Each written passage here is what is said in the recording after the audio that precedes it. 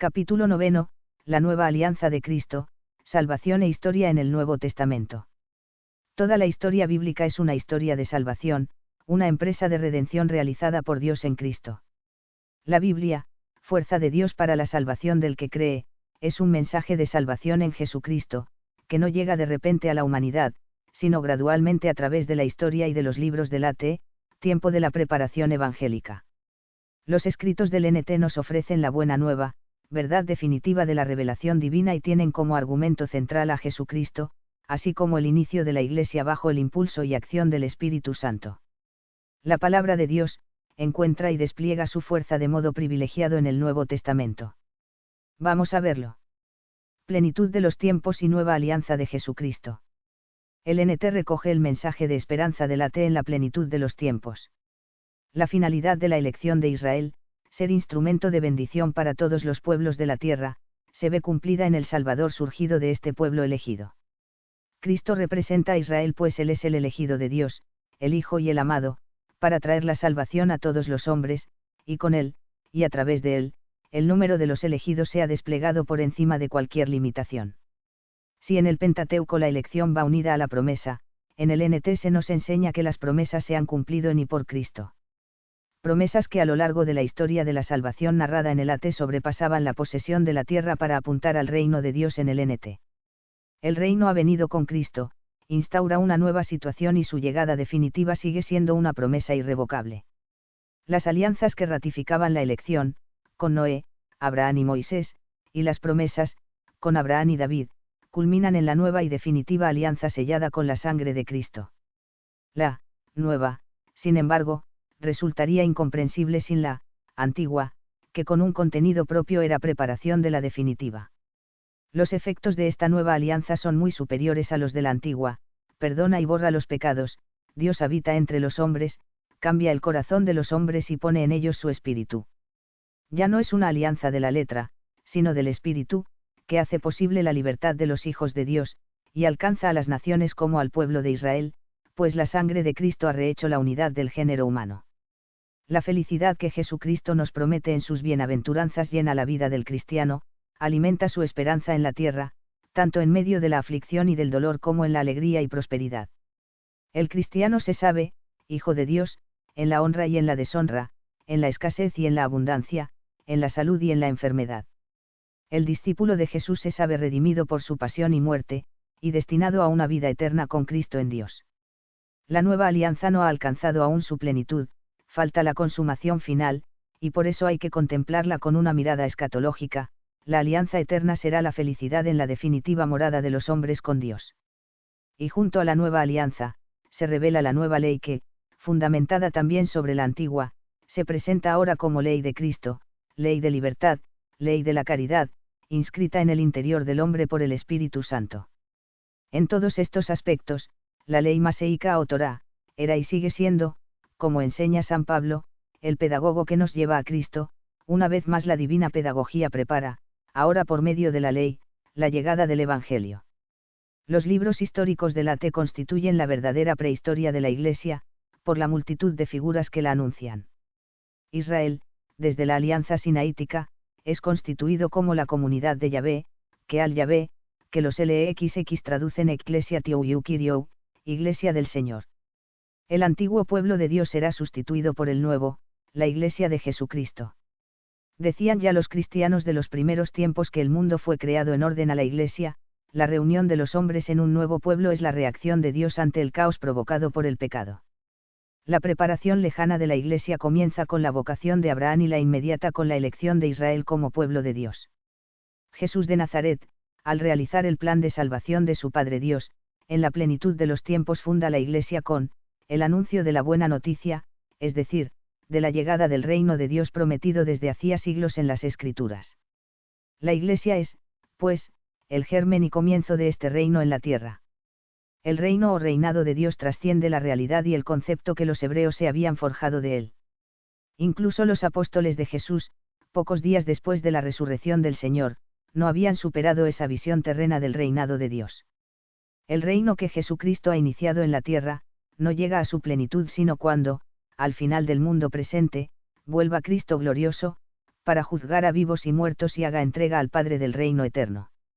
Es decir, la plenitud de la realidad de ese reino no se dará en este mundo, se incoa con la primera venida de Cristo en la humildad de la carne, con la que se realiza la redención del género humano, y se instaurará definitivamente tras su segunda venida o parusía.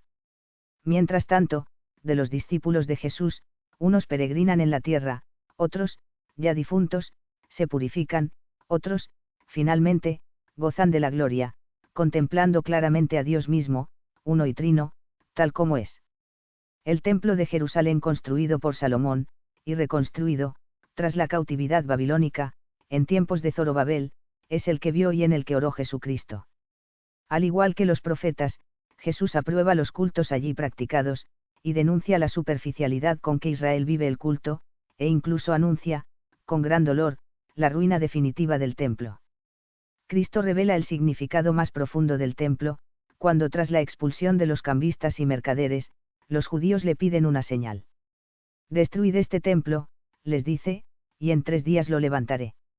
Se cumple así la profecía, tantas veces repetida por Dios, de que habitaría en medio de los hombres y que se realiza de modo pleno e inimaginable en el cuerpo de Cristo. Porque en él habita toda la plenitud de la divinidad corporalmente.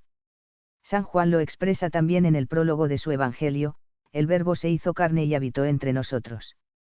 El templo de Jerusalén no es más que una figura de Jesucristo, el nuevo y definitivo templo, el verdadero templo de Dios. Jesucristo es el Mesías anunciado por los profetas. Dios concreta las antiguas promesas en David y sus descendientes, iniciándose así la línea del mesianismo real: un descendiente de David, el Hijo de David, será el Mesías, ungido de Yahvé, el Libertador, el Redentor. Buen número de pasajes evangélicos refleja la expectación popular del Mesías, Hijo de David. Jesús es consciente de ser el Mesías davídico, así como el Hijo del Hombre que profetizó Daniel y el siervo de Yahvé del libro de Isaías. La fe y el testimonio de los evangelistas y demás autores sagrados del NT son contundentes. Para los evangelistas, en Jesús, el Mesías anunciado y esperado, se cumplen las antiguas profecías de salvación divina. Tanto su misión como su ser, trascienden sin medida la figura de los rabinos o maestros de Israel. En las ideas de la T sobre la sabiduría, vieron los autores inspirados del NT un sólido fundamento para afirmar que Jesucristo es la sabiduría de Dios encamada, un firme apoyo para exponer en lenguaje corriente para los judíos la generación eterna de Cristo por Dios Padre, su participación en la creación del mundo y su significación para los hombres. Los evangelios son, sin duda, el corazón de todas las escrituras, por ser el testimonio principal de la vida y doctrina de la palabra hecha carne, nuestro Salvador. Han sido siempre tenidos en máximo honor en la vida de la Iglesia, en su liturgia, en la predicación de sus pastores, en la meditación de sus fieles, en el estudio de sus teólogos y en los escritos de los santos padres y del magisterio de los obispos y de los papas. A los 3 primeros, Mt, Meile, se les llama últimamente sinópticos, del término griego sinopsis, porque se pueden abarcar con una sola mirada. La palabra evangelio es la traducción literalista, transliteración, del vocablo griego evangelion, que significa buena nueva, buena noticia y hace referencia a las antiguas promesas hechas por Dios al pueblo de Israel, contenidas en el AT, que se han cumplido en Jesús de Nazaret. Los 4 evangelios cuentan la vida de Jesús. Mateo y Lucas inician la narración con noticias sobre el nacimiento, infancia y vida oculta de Jesús. Juan, en cambio, se remonta en su prólogo, con un himno, a la eternidad y divinidad del Verbo en el seno del Padre, exponiendo la encarnación de ese Verbo y su vida entre los hombres. Después los 4, se incorpórame en este punto, relatan el anuncio del Bautista, la necesidad de la penitencia para recibir al Mesías esperado y un bautismo de purificación. A continuación, los 3 sinópticos narran el ayuno y las tentaciones de Jesús en el desierto durante 40 días, donde se ve claramente la superioridad de Jesús sobre Juan el Bautista y todos los demás profetas del AT. Todo lo anterior viene a ser la preparación de Jesús para su vida pública y la formación de un grupo particular de discípulos más cercanos a él. A través de diversos episodios y enseñanzas se muestra cómo Jesús pasó su vida haciendo el bien. Curaba a enfermos y libraba del demonio a posesos, predicaba a pequeños grupos y a multitudes por pueblos, aldeas y campos, y obraba milagros con poder divino. Sorprendía que no tuviese necesidad de implorar ese poder, porque lo ejercía directamente con su palabra. Jesús de Nazaret tiene un conocimiento de los misterios de Dios, del modo de actuar divino, del reino de los cielos y del más allá, como nadie antes lo había manifestado. Se atribuye poderes y cualidades y exige de los hombres una adhesión a sí mismo que son sólo propios de Dios. Da explicaciones de la ley de Moisés con la misma autoridad de Yahvé, aclarando el verdadero espíritu de ésta. Por eso, va creciendo la oposición de los escribas, fariseos y príncipes de los sacerdotes, porque actúa con libertad, sin someterse a la asfixiante casuística de los maestros de la ley.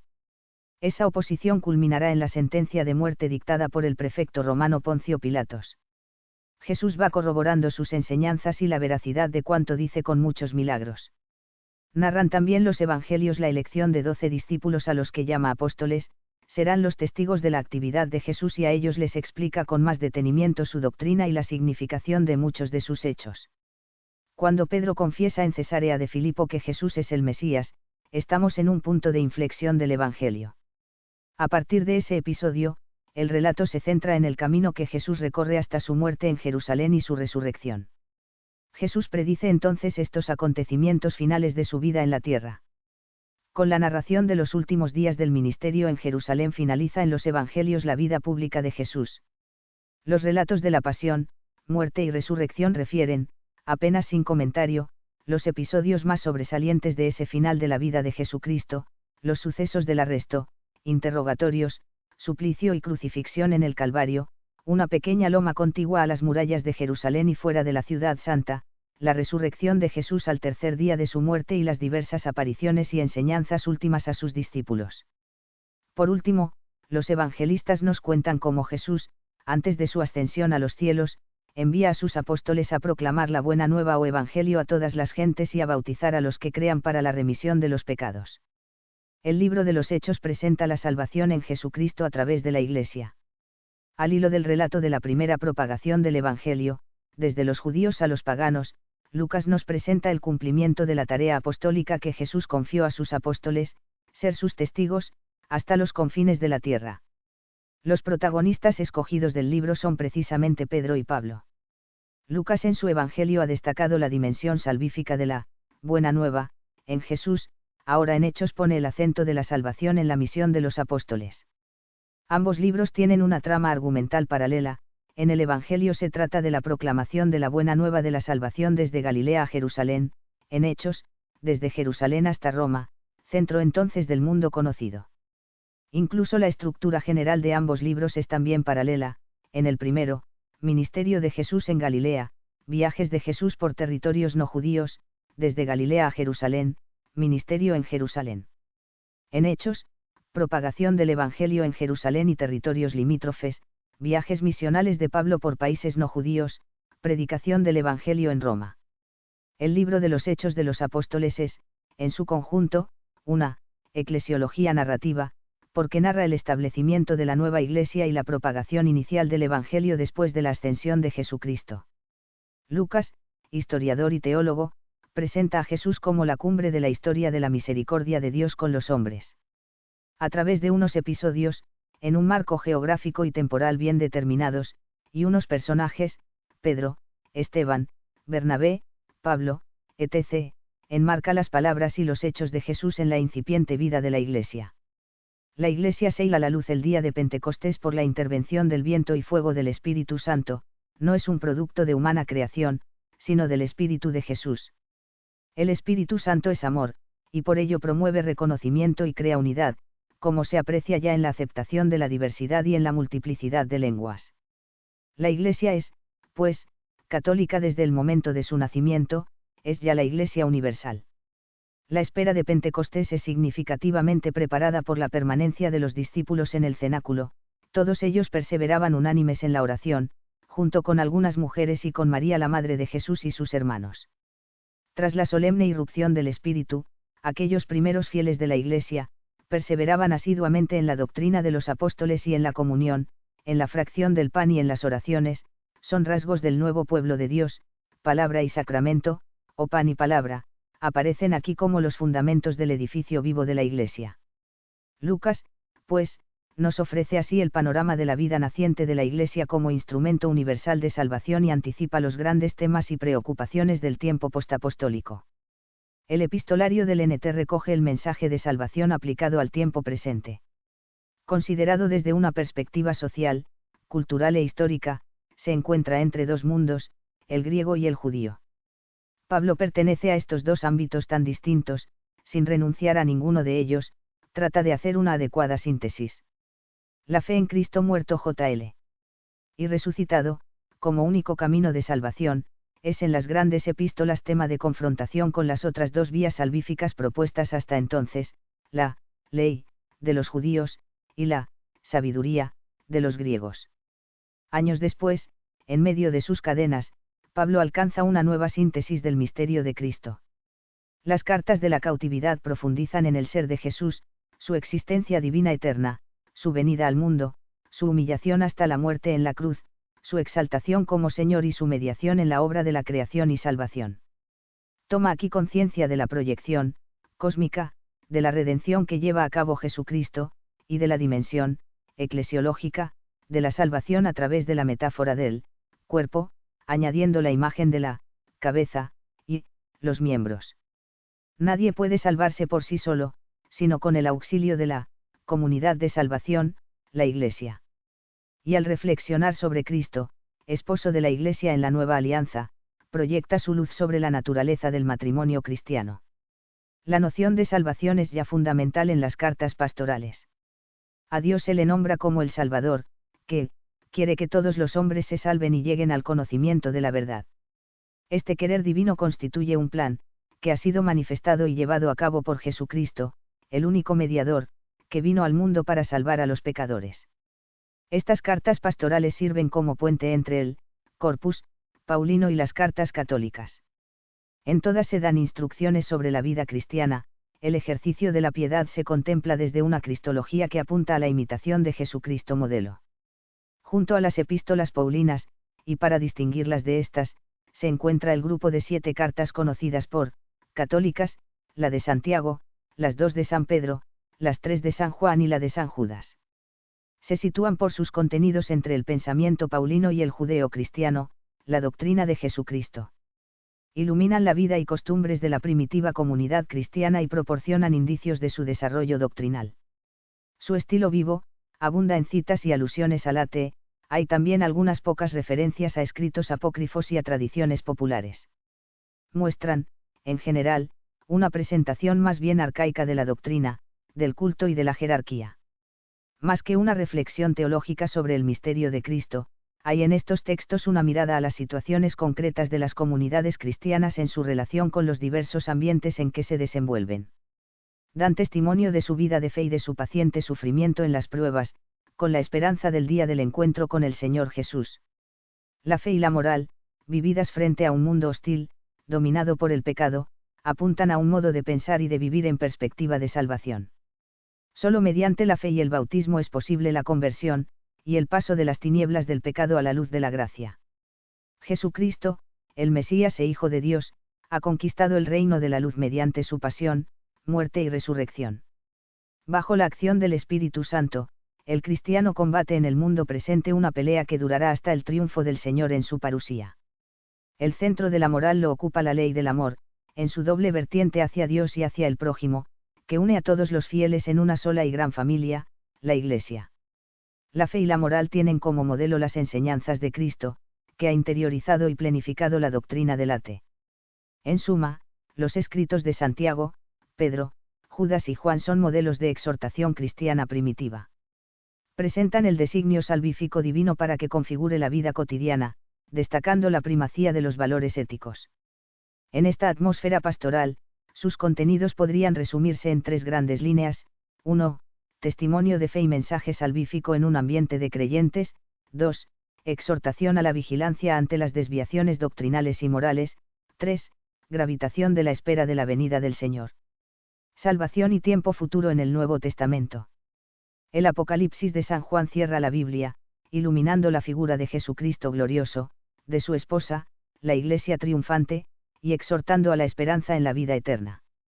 El tiempo futuro, en general, y la consumación, en particular, como trasciende a toda experiencia humana, no puede ser descrito directamente, sino solo en forma analógica, por medio de comparaciones e imágenes. De la misma forma que las profecías del AT no eran fáciles de entender hasta su cumplimiento en Jesucristo, así las profecías del NT no quedarán del todo aclaradas hasta la parusía o segunda venida del Señor. Los profetas del AT solían contemplar el futuro como en un solo plano, en el que no se distinguen las distancias del tiempo futuro, es, en cierto modo, como una visión real con perspectiva defectuosa. El Nuevo Testamento recoge el mensaje de esperanza del Antiguo en la plenitud de, el fin de los días. La diferencia más notable entre ambos testamentos consiste en que la antigua esperanza escatológica en un futuro que no había llegado todavía, con Jesús ha llegado ya, vivimos en, el tiempo del cumplimiento, y, por tanto, el fin de los días, ha comenzado. El NT distingue, pues, entre una escatología presente y otra futura, pero sin establecer una ruptura entre ambas, ya que el acontecimiento salvífico es uno. Jesucristo exaltado a los cielos, nos hace partícipes de su gloria y está viniendo sin cesar a nosotros, en el tiempo de la Iglesia, hasta el día de su manifestación en la parusía. Jesús, en su mensaje escatológico proclama el dominio de Dios, prometido por los profetas, de una manera nueva y definitiva, propia de los últimos tiempos. Se anuncia, nada menos, que Dios está a punto de implantar definitivamente su reinado. Después de haber sido apresado Juan, llegó Jesús a Galilea predicando el Evangelio de Dios, y diciendo, el tiempo se ha cumplido y está cerca el reino de Dios, convirtióse y creed en el Evangelio. En suma, el tiempo de la salvación ha comenzado ya, pero no se ha consumado. La tensión escatológica también está presente, en general, en las cartas del NT y, en particular, en el Corpus Paulino. San Pablo con la gracia profundiza en la revelación de Jesús. Cristo, segundo Adán, conduce a la humanidad a una nueva situación, cumple las promesas hechas a los patriarcas, especialmente a Abraham, termina con el dominio de la ley, y concluye el tiempo de la paciencia divina, ha realizado de una vez por todas la redención, en él ha llegado ya el kairos, el tiempo, el ahora, o lo que es lo mismo, la plenitud de los tiempos. Este tiempo favorable, es ahora el día de la salvación. Los enemigos de la salvación han sido vencidos, pero todavía no de manera plena. La retribución definitiva solo se producirá en el tiempo futuro, cuando la fe se haya convertido en visión de Dios y reine el amor divino con plenitud de soberanía. La redención sigue siendo, por tanto, objeto de esperanza. La gravitación del fin produce saludables estímulos en la vida del cristiano, los padecimientos del tiempo presente, son pequeños en comparación con la gloria venidera. Sin esta esperanza escatológica, la vida presente resultaría descolorida y sin plenitud de sentido. Finalmente, el Apocalipsis de San Juan, recoge esta misma tensión escatológica, pero inserta en un nuevo género literario, que se divulgó en los siglos que rodean la era cristiana. En el género apocalíptico subyace un fondo fatalista: el mundo presente, tiranizado por el dominio satánico, es incapaz por sí mismo de regenerarse, solo una intervención directa de Dios al final de los tiempos cambiará radicalmente su suerte, el derrotero de la historia humana está decretado por Dios, o al menos previsto, y escrito en los libros, el ámbito de la libertad humana está muy restringido, casi lo único que puede hacer el hombre es rogar a Dios que intervenga para remediarla. Injusticia del tiempo presente. San Juan, sin embargo, se separa claramente de la literatura apocalíptica del periodo intertestamentario, siglo II AC al I DC, para acercarse a los profetas del AT. De hecho, el apóstol califica a su libro como profecía y esta denominación es apropiada porque contempla la historia humana desde el señorío de Jesucristo y, como sucede en los escritos proféticos, la historia se ve como una llamada a la conversión y a la esperanza. Conclusiones. El mensaje salvífico de la nueva alianza se desarrolla en la historia y se estructura en torno a tres ejes: Jesús de Nazaret, la Iglesia y la parusía. Teológicamente hablando, como alguien ha dicho, el río de la historia está en el estuario de su desembocadura, sus aguas van mezcladas, ya no son todo suyas, ni todavía todo del mar. El cristiano lleno de fe vive del cielo, en la tierra y del futuro en el presente. Paradójicamente, el reino de Dios está, a la vez, presente y ausente, como la luz de sol cuando el astro está a punto de salir por el horizonte. Jesucristo, el Salvador, ocupa un lugar central en los evangelios que refieren, con autoridad divina, su admirable vida entre los hombres, sus acciones y palabras, su muerte redentora y su resurrección gloriosa.